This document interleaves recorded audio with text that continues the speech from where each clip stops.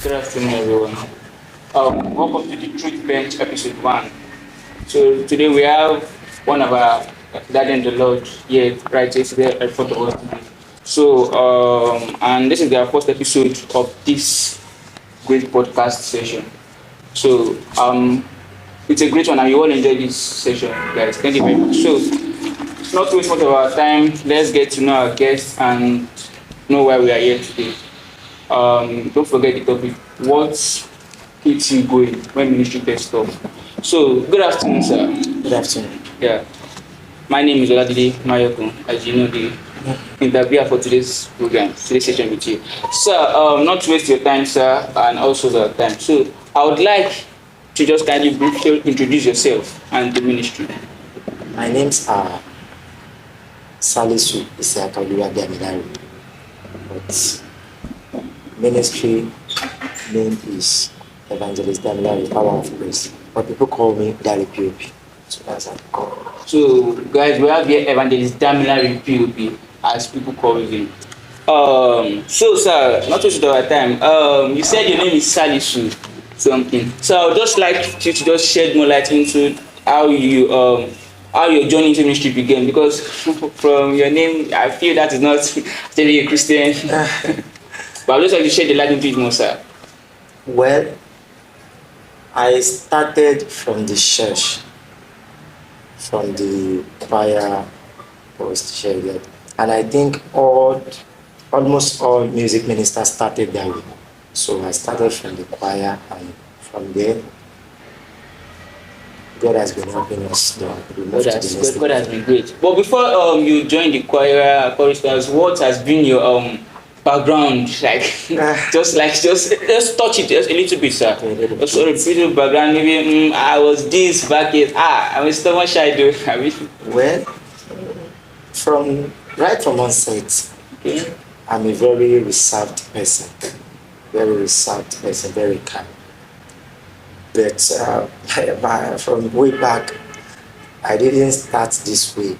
I was an hip hop artist, so going from one club to another and all of that. God turned it around. Here we are today. Wow. So my hip hop artist to a Christian musician, guys, don't give up. You can don't just give up. Let's just continue with this. So not wasting our time. I'd also like to know, was ministry what you desired, or God doing it unexpectedly? Was it like, no, I want to sing for Christ when I was singing hip hop? God forced you, say no, by force, by fire, you must come sing for me. I'll just shed more light, sir. Well, it's not what I desired. Even when I was in the church, then, in the choir, so it's not what I desired. But God called me unexpectedly, and I can say unexpectedly because I wasn't expecting it. So, I think I got it from different ways, sha. So That's when he said, my son. it's So a it must. was forcefully. Yes. By force, by fire, you must do those well. Yes. Wow, that's nice. So that's nice actually. Just continue this. So I also like during your song administration, sometimes on Sundays, after ministering, have you ever felt broken or like, oh God, after you're done ministering, like, you feel broken behind the scenes? Has it ever happened? I think so. So because I used to be very careful. If I'm not supposed to be in a particular place, I won't go. I used to talk to God before going to anywhere. Even though no matter what they want to offer, I'll have to talk to God before going to anywhere. So I used to be very careful. So that's it. You used to be very careful. Very, very careful. See, I really when you're called for a show, big show, you're like, I don't want to go. Yes, and you know it's a very big show. So you just have like, okay, you don't want to go. I would have been singing in parties, hotel and all of that. But it's because there is a guideline. There are things I should do. There are things I should not do. So there is God instruction. So I can't go beyond it. That is it. That's nice. So, when God called you, you said called you forcefully, right? You said he called you forcefully, like my first one. So, Not really forcefully, but at least it's something you must. Is we must do because you said it's from different angles. This one, Yes, this one. Maybe yes. when you were singing, Yes, no, yes. you did not bleed during that period. Yes, So you said, yes. no, you must do my work. So, that road, what really now makes you say yes? Like, I want to let me go and do this work. What made you say yes? Well, I say yes because I don't have option. Who am I before God to say no? Sure, you understand? Because one of my greatest fear is I was actually thinking, how do I start? As like I said earlier, from hip hop to I was thinking, how do I start? How do you gain? So I was just thinking, who is going to be calling me? Hmm. But some people actually know me there now. In my area, people knows me that these are hip hop. So I was thinking, who is going to be calling me? How do I start? What do I tell people? But to the glory of God, it happened. People love you. Even more than when I was That means when God wants you to do something, do it. Yes, exactly. No matter what, just do it. He will bring his own people. People will actually. Don't think of how to start. God knows how to do whatever He wants to do. Oh, that's it. That's nice. So I feel sometimes you feel like I want to sing. I'm tired. I'm like I'm not really fired spiritually. So like maybe you need money and doing something and you don't get to that moment. What keeps you going? How do you cope?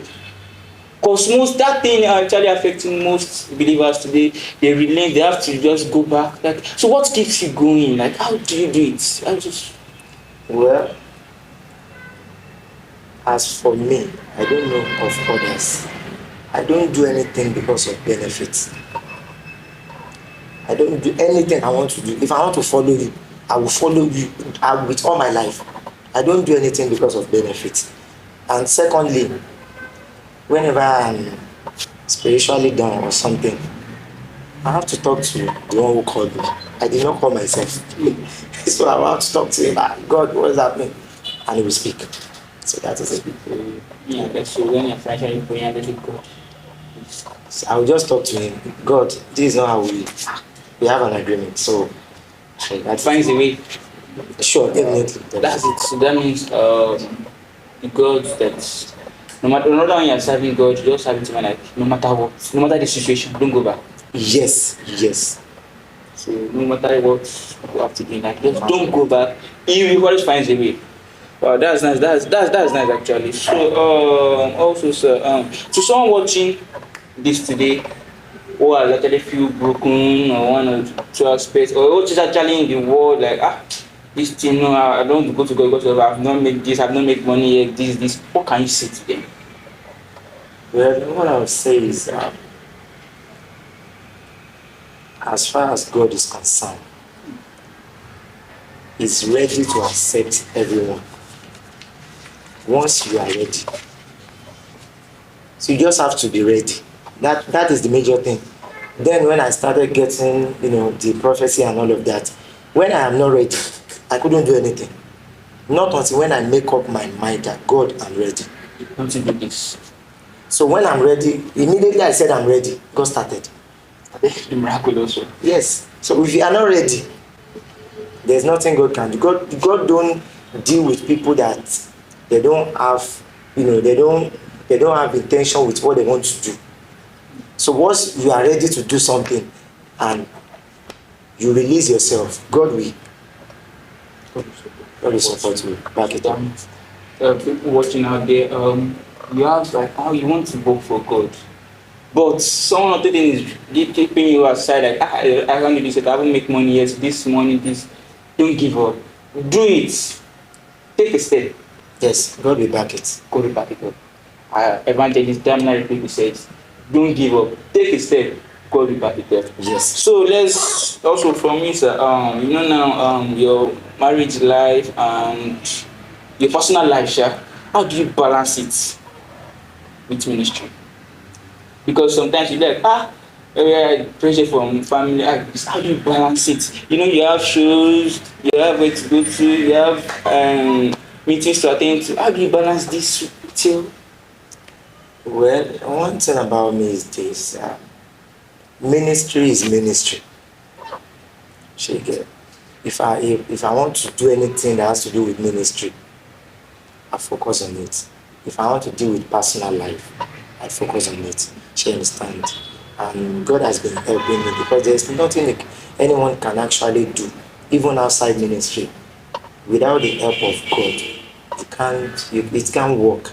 So with the help of God, God has been helping because it's not easy to just say the truth. Because sometimes even wife, kids, sometimes 2 weeks, sometimes 2 weeks, 3 weeks, I may not even have time to even stay at home like that.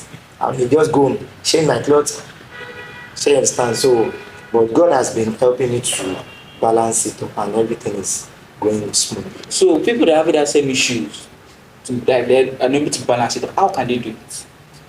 Well, we need the wisdom of God.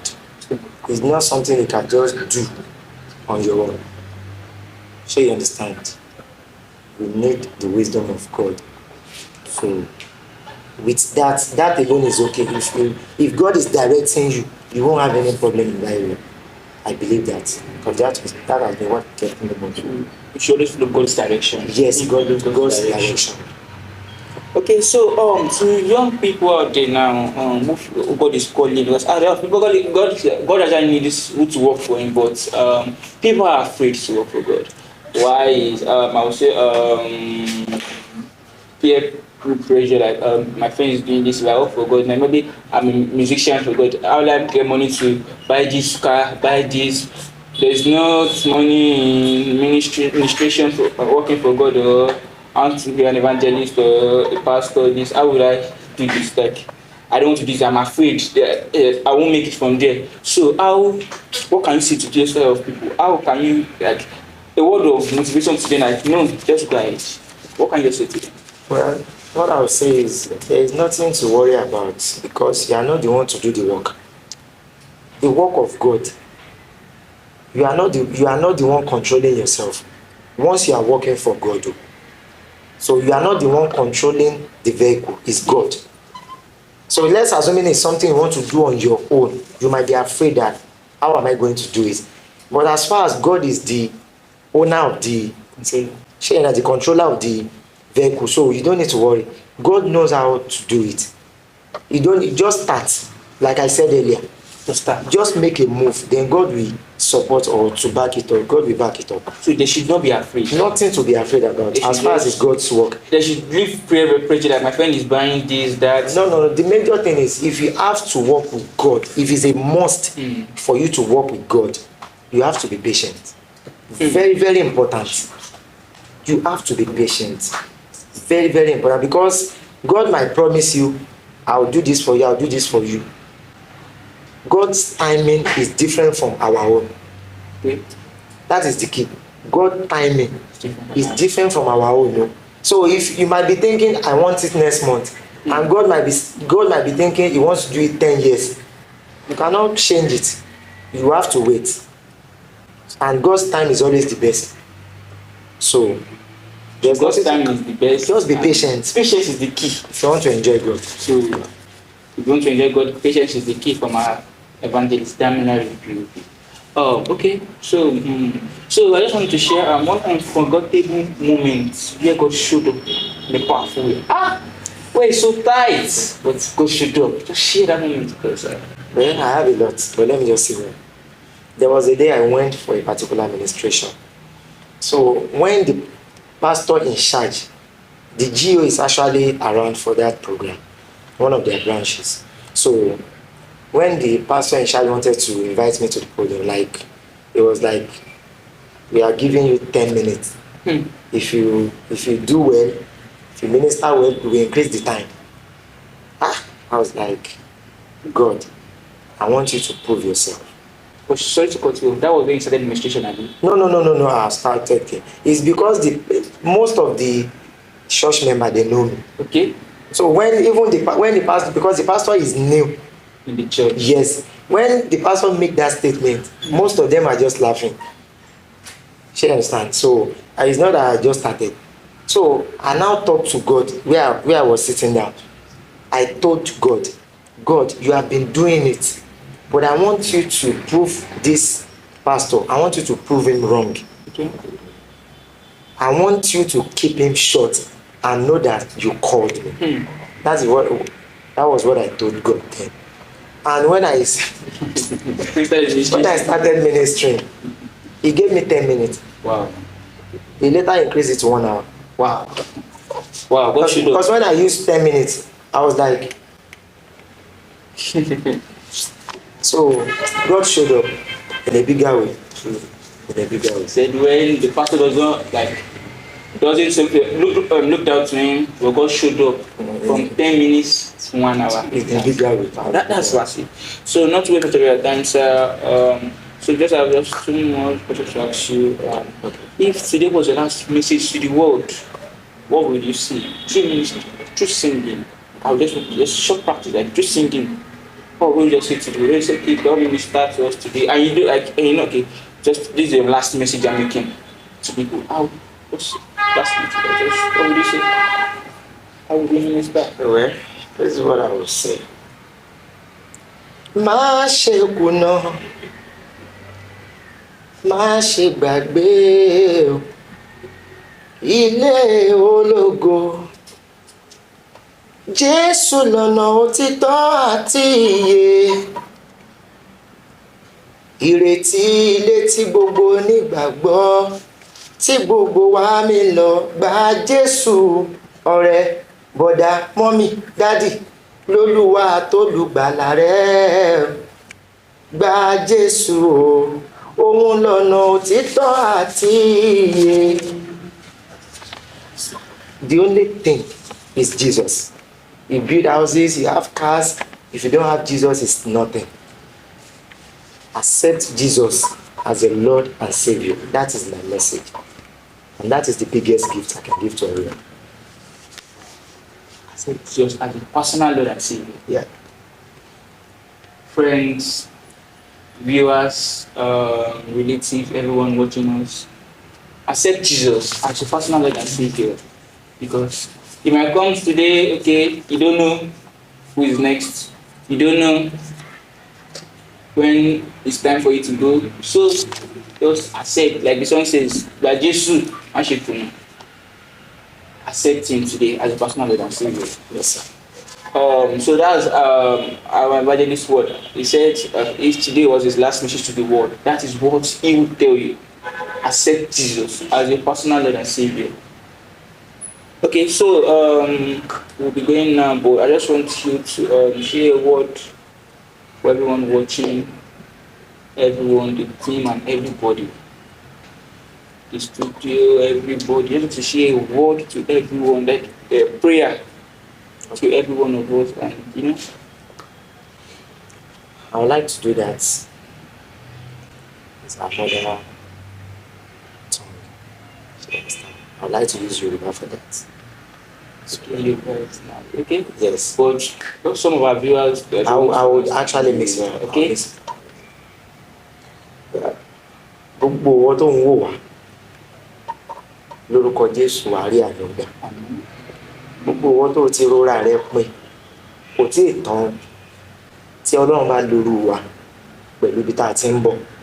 Ìbẹ̀rẹ̀ yẹn ó rọ̀ fùgọ̀. Ìbẹ̀rẹ̀ yẹn ní agbára. Kò sẹ́ni tọ́lọ́run ò lè bá pàdé. Mo lè gbàdúrà lórúkọ Jésù wà á rí àdọ́gbà. Wà á rí Ọlọ́run. Nígbà tí ayé fẹ́ fi ọ́ ṣe yẹ̀yẹ́ lórúkọ Jésù wà á rí ìrànlọ́wọ́ Ọlọ́run. Ojú ò ní tì ọ́. For everyone watching us, I pray for you. Where people are standing, gathering to mock you, the Lord will show up for you. The Lord will increase you in every area of your life. And this is Juma's Media TV. I'm so happy when I got the invite because we have a lot of people that have this kind of platform that are actually using it for the thing of the world. So for you to now think you want to use your own for the gospel, you have really done well. So God bless the team. God bless everyone. Thank you very much, sir. God bless us all. Guys, thank you. This is the end of this first episode of the Truth Bench. What keeps you going when you get started? We have more episodes to come. We have more people to bring on to this great the Truth Bench program. So stay tuned and subscribe to our YouTube channel, Juma Media TV, and we'll have more content to bring on to you. Thank you very much. We love you. My name is Oladele Mayokun, and this program is hosted and sponsored by Juma Media. Thank you very much.